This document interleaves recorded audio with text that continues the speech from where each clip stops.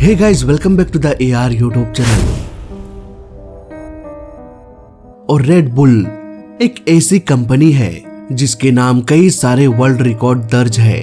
इसलिए नहीं कि वो बहुत अच्छा प्रोडक्ट बनाते हैं, बल्कि इसलिए क्योंकि जो उनके एड्स होते हैं वो स्टंट्स से भरा होता है।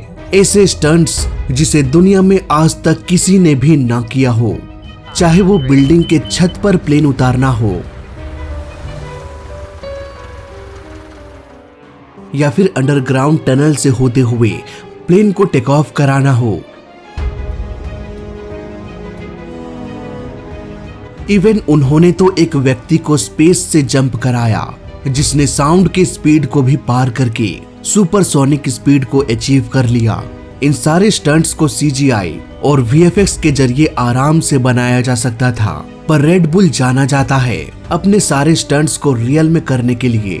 पर 24 अप्रैल 2012 की सुबह रेड बुल की टीम जो स्टंट करने वाले थे वो या तो इतिहास रचता या फिर इतिहास के पन्नों में ही कहीं खो जाता। क्या है पूरी कहानी, आइए समझते हैं आज के इस वीडियो में। दोस्तों, रेड बुल एक ऐसी कंपनी है जो एनर्जी ड्रिंक बनाती है। पिछले साल इस कंपनी ने 12 बिलियन कैन बेचा वर्ल्ड वाइड। साल 2022 में रेड बुल की टीम ने अपने एनर्जी ड्रिंक का एडवर्टीजमेंट करने के लिए एक ऐसे स्टंट के बारे में सोचा जिसे आज से पहले किसी ने भी नहीं किया। प्लान के हिसाब से दोनों प्लेन को रनवे से एक साथ टेक ऑफ करके ऑलमोस्ट 15,000 फीट के एल्टीट्यूड पर जाना है। इसके बाद दोनों प्लेन के इंजन को ऑफ करके प्लेन के नोज को वर्टिकली नीचे कर देना है। अब यहाँ पर दोनों प्लेन तेजी से नीचे की ओर गिरने लगेगा। इसके बाद दोनों पायलट को प्लेन से जंप करना है। पहला पायलट दूसरे प्लेन में और दूसरा पायलट पहले प्लेन में, यानी कि प्लेन की अदला बदली करके वापस से प्लेन को पकड़कर कॉकपिट में सवार हो जाना है और इंजन को स्टार्ट करके रनवे पर लैंड कर जाना है। ऐसा इतिहास में पहले कभी भी नहीं किया गया था। इस स्टंट को करने में रेड बुल के सामने ढेर सारी चुनौतियां आने वाली थी, जिसमें सबसे बड़ी चुनौती ये थी कि भाई ऐसा करेगा कौन अपनी जान हथेली में लेकर इतना बड़ा कारनामा करेगा। यहाँ पर दो जाबाज पायलट आगे आया जिनका नाम था एंडी फ्रिंगटन और लुक एकिंस। दोनों काफी एक्सपीरियंस पायलट थे और साथ ही साथ बेहतरीन ग्लाइडर। इन्होंने सैकड़ों बार प्लेन से जंप लगाया होगा। लुक एकिंस जो थे उन्हें शुरू से ही खतरों का सामना करना पसंद था। एक बार तो ये प्लेन से कूद गए जब प्लेन 15,000 फीट के एल्टीट्यूड पर उड़ रहा था, और हैरानी की बात तो ये थी कि उनके पास कोई भी पैराशूट मौजूद नहीं था। इसके बाद ये एक बड़े से नेट पर जा गिरे और इस तरह से बिना पैराशूट के कूदने के बावजूद भी वो सही सलामत जिंदा बच गए। तो अब दो जाबाज पायलट का सिलेक्शन हो जाने के बाद वक्त आ गया प्लेन को मॉडिफाई करने का, क्योंकि एक नॉर्मल प्लेन के साथ ऐसा स्टंट करना तो भूल ही जाओ। इस स्टंट में सबसे बड़ी प्रॉब्लम ये थी कि इस स्टंट को अंजाम देने के लिए सेस्ना 182 को चुना गया था। ये प्लेन काफी छोटा प्लेन है, ऑलमोस्ट 11 मीटर चौड़ाई, 8.6 मीटर लंबाई और 2.8 मीटर इसकी ऊंचाई है। ये प्लेन भले ही बहुत छोटा है, पर एक इंसान के मुकाबले काफी बड़ा और भारी भी है, और यही सबसे बड़ा अड़चन पैदा कर रहा था। ट्रेनिंग के दौरान दोनों पायलट ने ये नोटिस किया कि जैसे ही प्लेन को वर्टिकली डाउन करके पायलट जंप करते हैं, प्लेन भारी होने की वजह से ये बहुत ही तेजी से एक्सेलरेट होकर नीचे गिरने लग रहा था। इतनी तेजी से कि इस प्लेन को दोबारा पायलट पकड़ ही नहीं पा रहे थे। इट मींस यहाँ पर अब उन्हें प्लेन में कुछ ऐसी मॉडिफिकेशन करनी थी जो प्लेन के गिरने की रफ्तार को धीमा कर दे। फाइनल स्टंट के दौरान प्लेन में सिर्फ एक ही पायलट सवार होने वाले थे।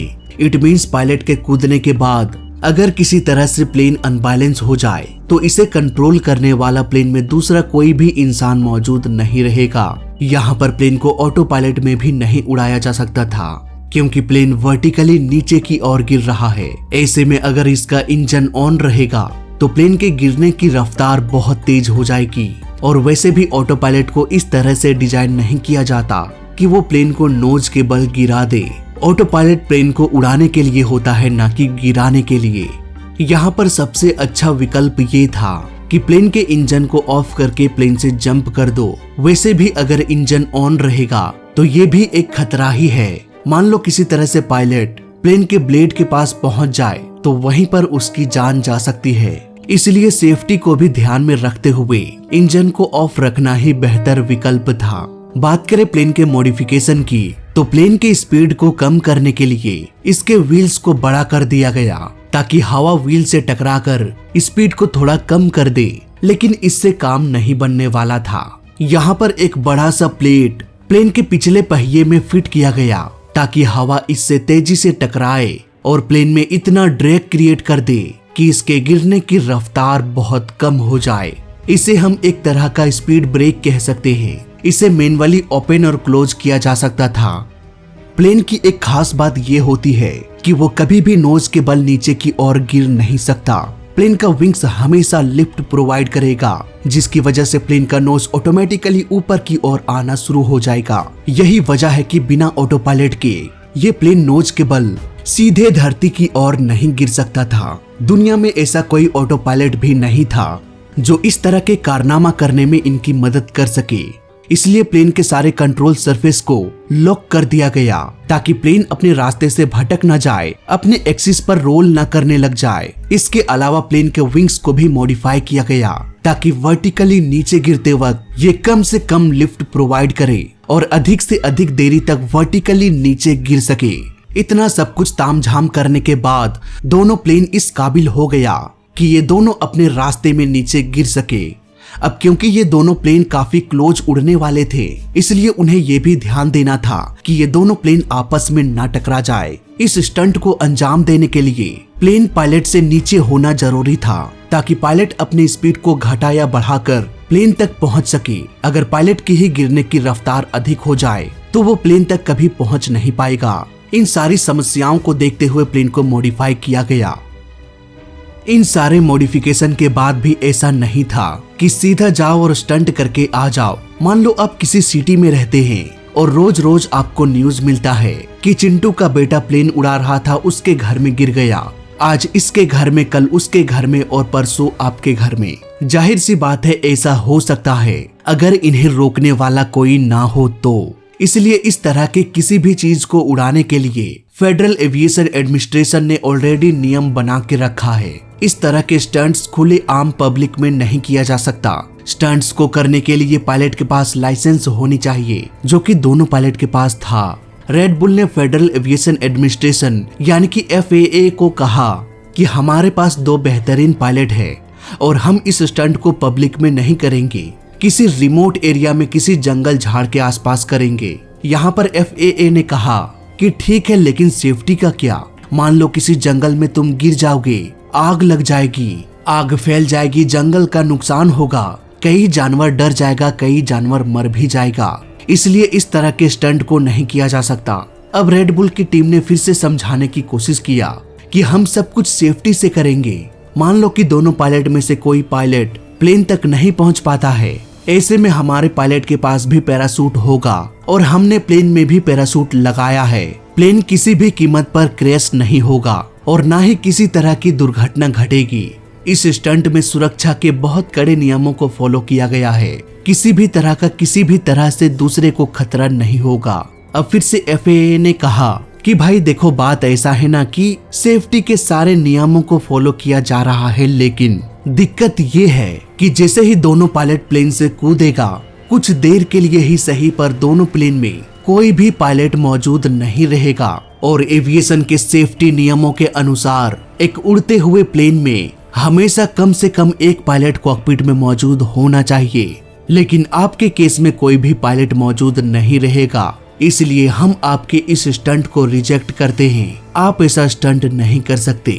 दोस्तों, रेड बुल की टीम अब तक 100 से भी अधिक बार इस स्टंट को कर चुके थे, लेकिन वो ट्रेनिंग के दौरान हो रही थी और इस ट्रेनिंग में एक एक्स्ट्रा पायलट भी मौजूद थे। लेकिन फाइनल स्टंट के दौरान प्लेन में सिर्फ एक ही पायलट प्लेन में होने वाला था, इसलिए उन्हें रिजेक्ट कर दिया गया।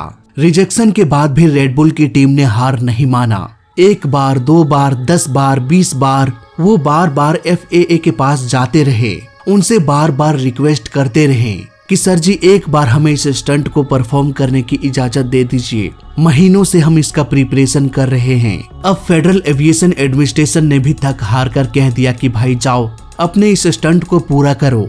सो फाइनली सैकड़ों टेस्ट फ्लाइट के बाद वो दिन आ गया जब इस स्टंट को कैमरे के सामने फिल्माया जाने वाला था। दोनों पायलट एक साथ टेक ऑफ कर गया। धीरे धीरे दोनों ही प्लेन ऑलमोस्ट 14,000 फीट के एल्टीट्यूड पर पहुंच गया। यहाँ पर एंडी और लोक ने स्पीड ब्रेक को डिप्लॉय किया, इंजन को बंद किया और प्लेन के नोज को धरती की ओर करते हुए कूद गया।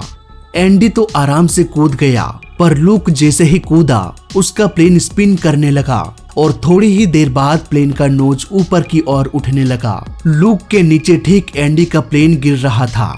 वो सीधे अपने गिरने की रफ्तार को बढ़ाते हुए एंडी के प्लेन को पकड़ लिया। उधर एंडी को लूक का प्लेन दिखाई नहीं दे रहा था क्योंकि उसका प्लेन स्पिन करते हुए नोज थोड़ा ऊपर आ गया था, जिससे प्लेन के गिरने की रफ्तार कम हो गई। नतीजा एंडी प्लेन से भी नीचे आ गया और प्लेन ऊपर ही रह गया। यहाँ पर समझने वाली बात यह है कि सड़क पर चलते चलते पीछे मुड़कर देखना तो आसान होता है, लेकिन गिरते हुए जब हवा आपके बॉडी से आपके चेहरे से टकरा रही होती है तब पीछे मुड़कर देख पाना बहुत मुश्किल हो जाता है। यही वजह है कि एंडी पीछे मुड़कर प्लेन को देख नहीं पा रहे थे। स्पिन करते हुए ये प्लेन न जाने किस तरफ गया होगा, इस बात का अंदाजा लगा पाना एंडी के लिए बहुत मुश्किल हो गया। उधर लूक सक्सेसफुली प्लेन में घुसकर इंजन को स्टार्ट कर दिया और अब प्लेन गिरने के बजाय उड़ने लगा।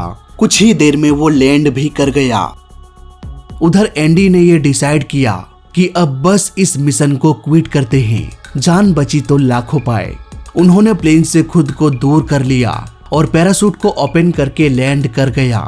लेकिन बिना पायलट का गिर रहा प्लेन की किस्मत उतनी अच्छी नहीं थी, क्योंकि प्लेन का जो ऑटोमेटिक पैराशूट था वो ठीक से डिप्लॉय नहीं हुआ और वो प्लेन क्रैश हो गया। और इस तरह से ये स्टंट रेड बुल के लिए एक अधूरा स्टंट बनकर रह गया।